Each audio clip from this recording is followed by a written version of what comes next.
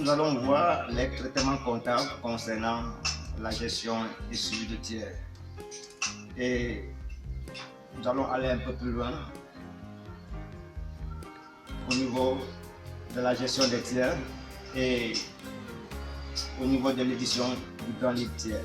Lorsque tous les écritures d'achat, de vente ont été déjà réalisées, ou alors lorsque vous avez procédé à lancement de tous vos écritures, y compris la paie, etc., alors vous devez normalement procéder au moins une fois à une opération qui s'appelle le lettrage. Aujourd'hui, nous verrons le lettrage client-fournisseur. Cela fait partie des traitements comptables concernant la gestion des tiers. Le groupe gestion et suivi des tiers est bien présent dans l'interface graphique du logiciel Sage sans comptabilité. Nous allons voir à cet effet comment optimiser l'emploi de ce groupe concernant la gestion d'une part et le suivi des comptes tiers en particulier. Dans une tâche qui est appelée le lettrage. Le lettrage peut se faire sur des comptes clients,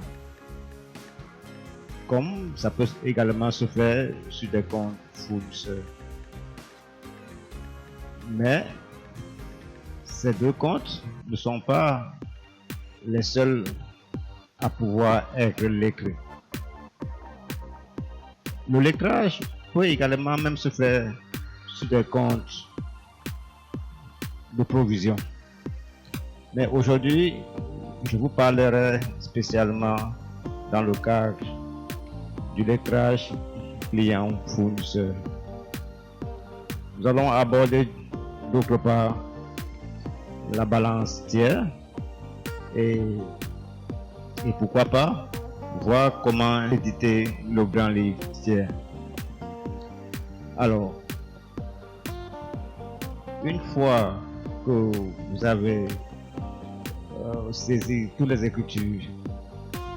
écritures, c'est-à-dire les écritures d'achat, de vente, pratiquement tous les écritures qui concernent votre gestion pour la période, en général pour le mois. Vous êtes allé jusqu'à comptabiliser la paye, etc. Donc, vous devez procéder régulièrement, au moins une fois, à faire cette opération de lettrage. Bien entendu, avant de faire cette opération de lettrage, vous devez vérifier que tous les règlements ont été encaissés, c'est-à-dire les règlements de la part des fournisseurs et des clients. Donc, veillez à ce que vous ayez procédé aux enregistrements de tous vos règlements et encaissements de la part des clients et des fournisseurs dans les différents journaux respectifs. Donc, à partir de cet instant, alors il convient de se jeter dans cette opération dite de lettrage. Bien. C'est ainsi que lettrer une écriture, par exemple, je dirais par exemple une écriture de règlement, c'est pointer ce règlement avec une pièce, en l'occurrence une facture. Bon. Donc, dans la plupart des cas, vous devez aller dans le groupe gestion et suivi de tiers. Pour commencer, cliquez dans ce groupe qui est situé à gauche de votre écran. Puis, dans certains logiciels de gestion, vous pouvez voir gestion de tiers ou alors plantière. Alors, si vous voulez passer par le plantière, vous devez ouvrir le plantière et double-cliquer sur un client ou un fournisseur. Alors, à partir de cet instant, vous devez vérifier si vous avez des écritures qui comportent des comptes généraux identiques et dont les montants sont de sens opposé, c'est-à-dire que l'un des montants est débité, l'autre est crédité, mais les montants sont identiques. Et surtout, ces écritures doivent être clairement identifiées par leur compte tiers respectif. Je veux par là dire que dans ces écritures, on doit pouvoir voir clairement en ligne d'écriture les comptes tiers qui rentrent en jeu de compte. Et cela revient au principe sacré de l'identification des tiers en ligne d'écriture. Toutes les écritures doivent avoir des tiers clairement identifiables en ligne d'écriture et ne peuvent être légués que deux écritures ou alors que des écritures possédant dans leur ligne d'écriture des tiers identiques. C'est-à-dire que si vous l'écrivez, par exemple, un client CTL1 dont un montant est débité et l'autre est crédité, alors si c'est le même CTL1, alors le lettrage, ça passe. Mais si c'est CTL1 et CTL2 avec des montants identiques, ça ne peut pas être l'écrit. D'ailleurs, sauf les écritures comportant d'abord des comptes généraux identiques et ensuite les tiers clairement identifiés en ligne d'écriture et des montants identiques mais de sens opposé, sauf ces écritures peuvent être lettrées. À partir de cet instant, vous devez le sélectionner et regarder en haut de votre ruban. Vous trouverez certainement une commande appelée, une commande nommée l'écrit. Dans certaines versions, vous allez voir pointer. Qu'à cela ne tienne, si la commande n'est pas là à cet effet, vous devez songer à aller sur la commande fonction, cliquer sur le chevron et vous trouverez ces commandes qui permettent de faire ce travail. Alors, et si on a à partir de cet instant des écritures identiques, là, et dont les montants sont opposés, on les sélectionne et puis le tout est joué et vous cliquez sur le bouton l'écrire ou alors pointer. Et par ce bouton, cela met le solde de l'écrage à 0. Et la conséquence pour cette opération, c'est que les deux écritures disparaissent en ligne d'écriture. Maintenant, sans plus tarder, on va prendre un cas précis pour pouvoir illustrer la démarche. Et j'aimerais noter en passant qu'une fois qu'une écriture a été lettrée, cette écriture peut également être annulée, c'est-à-dire qu'on peut annuler le lettrage qui a été effectué. Ce n'est pas une opération qui est irréversible. Donc quand vous lettrez des écritures, alors si vous voulez les annuler, si vous voulez annuler le lettrage qui a été procédé, ça se fait de la même façon. Alors, je m'en vais lancer le fichier comptable. Alors, pour prendre un exemple précis. Voilà, nous sommes dans mon fichier comptable. Alors, Ici, nous sommes dans l'exercice 2020. Alors, je pense pour ma part qu'ici, en 2020, on n'a pas encore des écritures qui pour illustrer cet exemple. Donc, nous allons rentrer en 2019. Alors, nous rentrons en 2019 et on y est. Comme vous pouvez voir à partir de cette fenêtre. Alors, vous voyez que bien, on a sélectionné l'exercice 2019. Alors, je clique ici au niveau de la fonction gestion et suivi de tiers. Maintenant, dans mon application, vous voyez qu'on a plan tiers et interrogation tiers. Alors, moi je place par le plan tiers. Donc, je vais cliquer sur plan tiers. Alors, voilà tous les tiers qui étaient actifs durant la période ou alors durant l'exercice 2019. On va choisir un tiers au hasard, en l'occurrence un fournisseur. Prenons celui-là par exemple. Alors, nous allons faire un double clic. Alors, quand je double clique, cette fenêtre s'affiche. Ici, au niveau de la fonction interroger, vous cliquez une fois. Alors, vous avez cette fenêtre qui apparaît. Et nous agrandissons la fenêtre par un double clic. Alors, on peut lancer un coup d'œil et on observe. Déjà, on peut voir que on a cette écriture 909 300 et 909 300 qui est là, qui est identique. Cette écriture et cette autre qui est identique. Alors,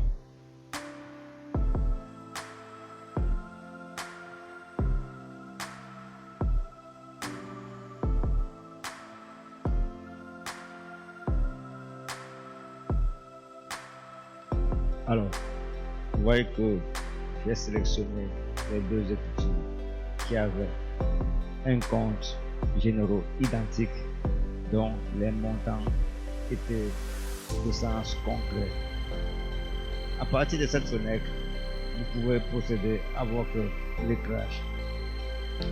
Et une fois que vous avez cliqué sur le bouton pointé, alors ces écritures disparaissent en ligne d'écriture. Alors, vous pouvez toujours annuler le lettrage. Voilà comment on procède à cette opération. À cet effet, vous pouvez afficher le grand livre tiers de cette manière. Donc, ici, vous remplissez la périodicité. Donc,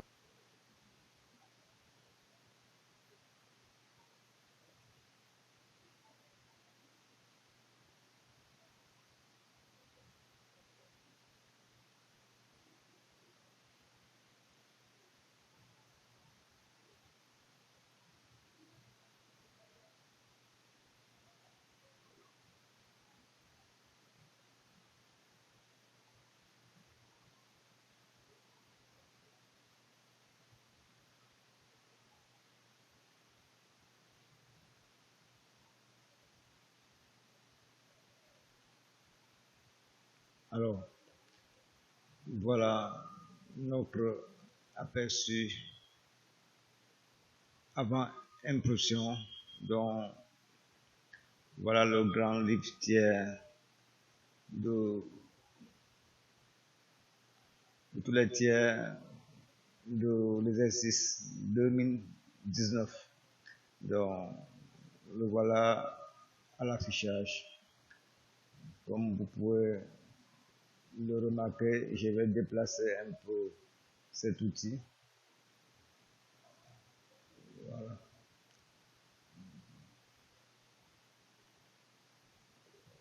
Alors, nous sommes ici face à ce document. Comme vous pouvez l'observer, ça c'est le mouvement débité, ici c'est le mouvement crédité, ici c'est le solde, ici c'est des journaux, ici c'est les journaux de vente, et vous voyez bien le code journal de vente, et ainsi de suite. Donc ça, c'est comme ça qu'on affiche le grand livre tiers. On peut également l'afficher. Ça, ce grand livre, ça, c'est pour toute une période. Vous voyez que c'est du 1er au 31/12, mais on peut également l'afficher on peut également l'afficher pour une période donnée.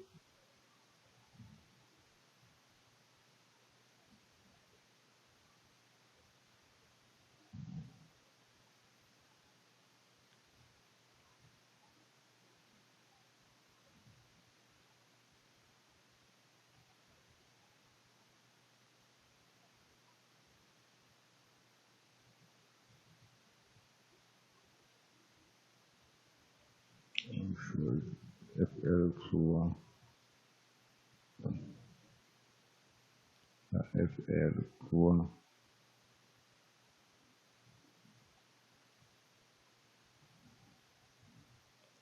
de base, imprimante sèche, aperçu. Donc, voilà le grand livre tiers. Donc, il s'agit d'un seul tiers. Donc, nous avons vu la situation d'un tiers au cours de l'exercice 2019. Il est là. Donc, cet exercice couvre toute la période. Voilà.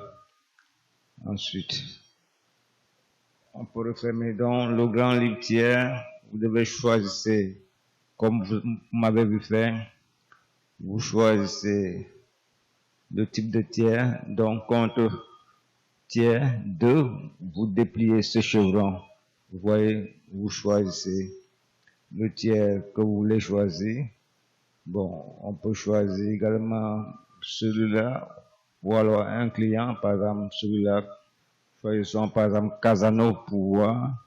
Casano c'était L6, c'est un client. Et de Casano à Casano. Donc, voilà, Casano, il est là.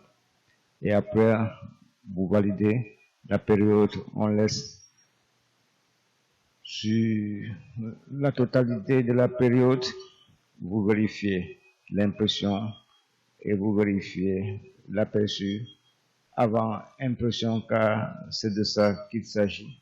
Donc, vous cliquez une fois là-bas et vous avez votre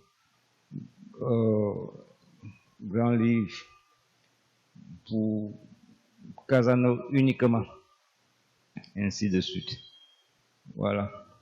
Donc, j'avais pendant ce cours dit qu'on devait voir le grand livre tiers et l'édition du grand livre tiers. S'agissant de la balance,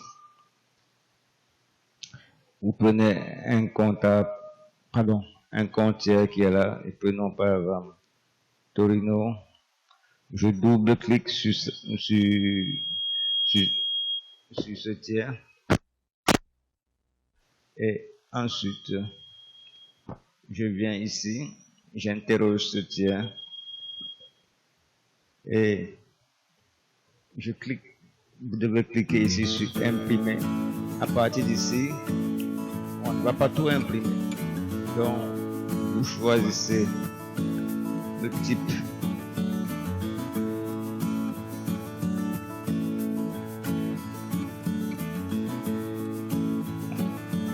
Vous choisissez le type de document. Donc, nous avons besoin d'afficher un justificatif de solde. Donc, nous cliquons sur imprimer ce justificatif. Donc, on décoche ici Et date d'écriture maintenant,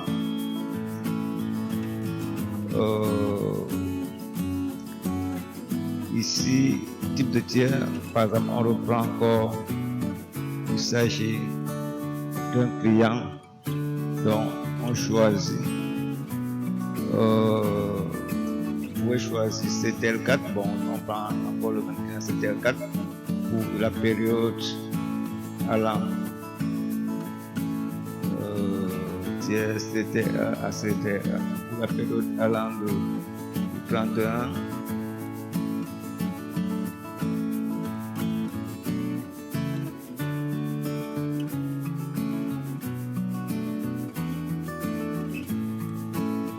déjà choisi. Donc ici, nous avons besoin d'imprimer un justificatif de solde. Donc, et nous voulons en aperçu. Donc, pour ce client, voilà le justificatif de solde pour ce client qui est affiché en ce moment. Alors, nous refermons notre logiciel et ceci marque la fin de ce petit cours. Au revoir et à bientôt pour d'autres tutoriels. Merci.